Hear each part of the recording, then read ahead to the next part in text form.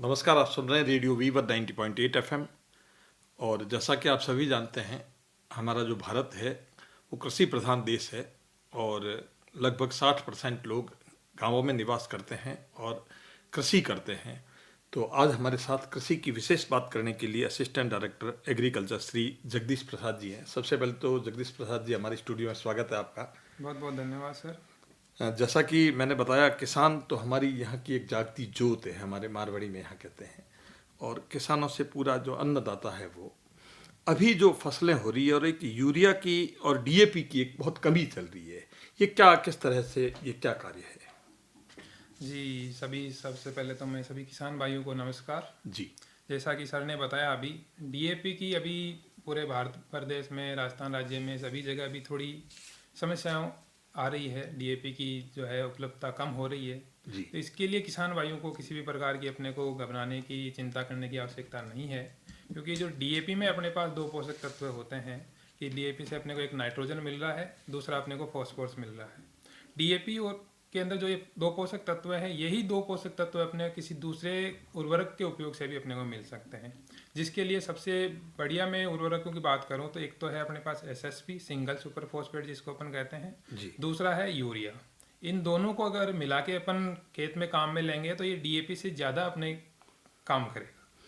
तो ये जो अभी जो रबी का मौसम जो चल रहा है, इसमें ये कौन कौन से उर्वरक ज़्यादातर हमारे इस किसान भाइयों को काम में लेने चाहिए? कौन कौन से होते हैं वो? जी, मुख्यतः जैसे अभी तक तो अपने जब तक डीएपी उपलब्ध रहती है, यूरिया उपलब्ध रहती है, तो किसान भाई है ज़्यादातर डीएपी का ही उपयोग करते हैं, जी यूरिया का उपयोग करते हैं। इसके अलावा कुछ किसान है जो एसएसपी, सिंगल सुपर फॉस्फेट है, उसका भी उपयोग करते हैं। इसके अलावा अपने पास एनपीके के ग्रेड आते हैं, नाइट्रोजन होता है जिसमें फॉस्फोरस भी होता है, पोटेस भी होता है, वो भी उपयोग में करते हैं। और कुछ आजकल के जो जागरूक फार्मर्स हो गए हैं वो ऑर्गेनिक खेती पे जा रहे हैं, तो वो ऑर्गेनिक जो अपने वर्मी कंपोस्ट हो गई, एफआईएम हो गई, वो भी काम में लेते हैं। ये जो इसका मूल, इसकी कमी का कारण क्या रहा सर? जैसा आपने बताया एसएसपी, ये मूल्य जो इसकी जो कॉस्ट होती है, जी एसएसपी, ये इसका कीमत क्या रहती है इसकी? जी सर, डीएपी की कीमत की बात करूं तो मैं ये अपने बाजार में है 1350 रुपये इसकी कीमत रहती है। जी जबकि इसी रेट में अपन बात करें तो एसएसपी का जो रेट है एक बैग का, वो रहता है करीब 450 से 500 रुपये के बीच में, और यूरिया का जो बैग है उसकी प्राइस है 266 रुपये। तो इसके समकक्ष ही तकरीबन जी, वो आ जाता डीएपी है। जैसे अपन एक बैग डीएपी का काम में ले रहे हैं, जी उसके अपन प्राइस की बात करें तो उसी प्राइस में अपने पास 3 कट्टे तो एसएसपी का मिल जाएगा जी। और 1 कट्टा यूरिया का मिल जाएगा।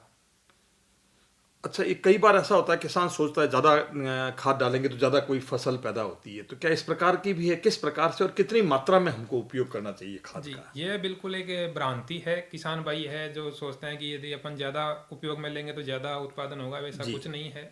अभी विभाग की तरफ से, कृषि विभाग की तरफ से, भारत सरकार की तरफ से एक योजना है मृदा स्वास्थ्य कार्ड की। जी तो किसान क्या करेगा, अपनी मृदा का जो नमूना लेगा अपने खेत से, जी और वो हमारे यहाँ जालोर में भी एक प्रयोगशाला है और प्रत्येक जिले में ये प्रयोगशालाएं होती है, वहाँ अपना वो टेस्ट करवा सकता है। और उसमें वो लैब वाले रिक्वायरमेंट जो मृदा की है वो निकाल के देते हैं कि हाँ। अपने को कितना इसमें नाइट्रोजन की ज़रूरत है, कितना फास्फोरस की ज़रूरत है, कितना पोटाश की ज़रूरत है। तो उसके हिसाब से ही किसान भाइयों को है वो अपने को उर्वरकों की है उसमें आपूर्ति करनी चाहिए, मात्रा सप्लाई देनी डालनी चाहिए। चाहिए।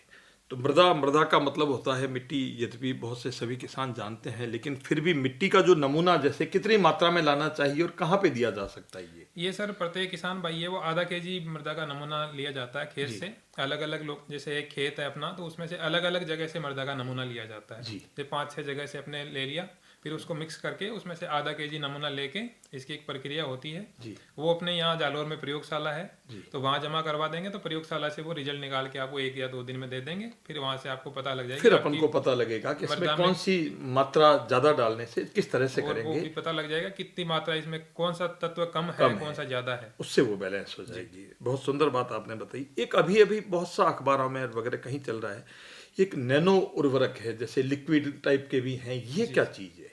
जी, नैनो अभी चल रहा है। 2 प्रकार के अभी नैनो में पार्टिकल्स आ रहे हैं। एक तो नैनो यूरिया आ रही है, दूसरा नैनो डीएपी आ रहा है। जी जैसे अपन कर रहे हैं कि एक डीएपी का कट्टा ला रहे हैं या यूरिया कट्टा ला रहे हैं, तो भारी भरकम अपना 50 किलो का, 45 किलो का कट्टा होता है। जी उसी के रेंज में अपन कह रहे हैं कि एक केवल सिंगल 250 ml की बोतल आ रही है, वो भी उतना ही काम कर रही है जितना एक आपका यूरिया का 45 किलो का या 50 किलो का जो काम करता है। करेगा। जबकि अपने को यूरिया या डीएपी के अपन यदि फिजिकली जो आता कट्टा उसको उपयोग करना है तो उसके लिए अपने को पानी की आवश्यकता ज़्यादा पड़ती है, क्योंकि या तो पानी के माध्यम से ही दिया या तो जाएगा, पानी के उसके माध्यम बहाव से में दिया ही दिया जाएगा, जाएगा जी। या देने के बाद में पानी दिया पानी जाएगा, दिया जाएगा। या फिर पहले देके उसके बाद में पानी बाद में देना पानी पड़ेगा। लगा लो। जबकि नैनो यूरिया जो अपने आती है, नैनो डीएपी आती है, इनका उपयोग है अपन बिना पानी के भी कर सकते हैं, क्योंकि पौधे इनको क्या करता है, अपन इनको स्प्रे करना है ऊपर जी, पौधों के ऊपर, और पौधे डायरेक्टली उसको सक कर लेंगे, एब्जॉर्ब कर पत्तियों के लेंगे। माध्यम से ही ले लेगा, तो पानी की अपने को इसमें आवश्यकता नहीं आवश्यकता ही पड़ेगी। नहीं रहती। तो ये पानी जहाँ पानी की कमी है या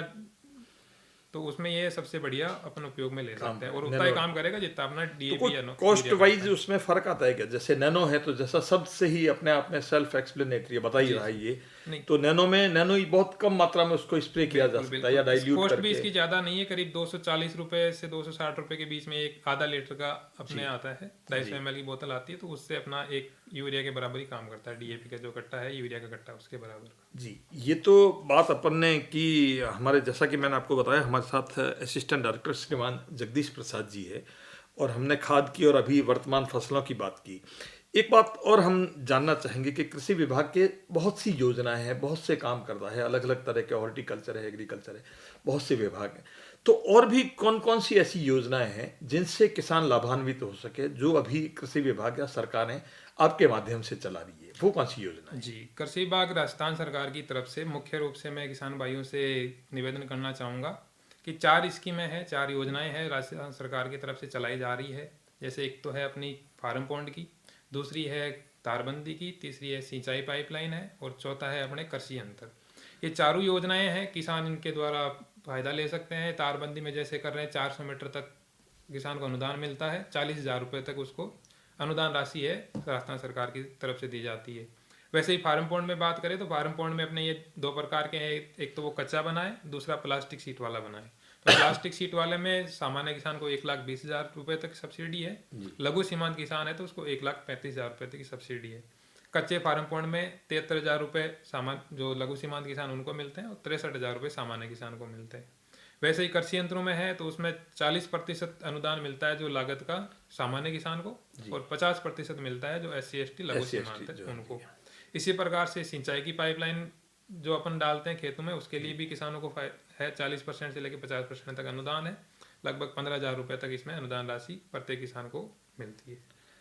बहुत बहुत धन्यवाद श्रीमान जगदीश प्रसाद जी, जो असिस्टेंट डायरेक्टर है कृषि विभाग से हमारे साथ आते हैं, हमारे श्रोताओं को और दर्शकों को इतनी सुंदर जानकारी बताई। आपके यहाँ पधारने का बहुत बहुत धन्यवाद। बहुत बहुत धन्यवाद सर, और बहुत बहुत धन्यवाद V1 90.8 FM का भी। सभी किसान भाइयों को शुक्रिया, धन्यवाद, नमस्कार।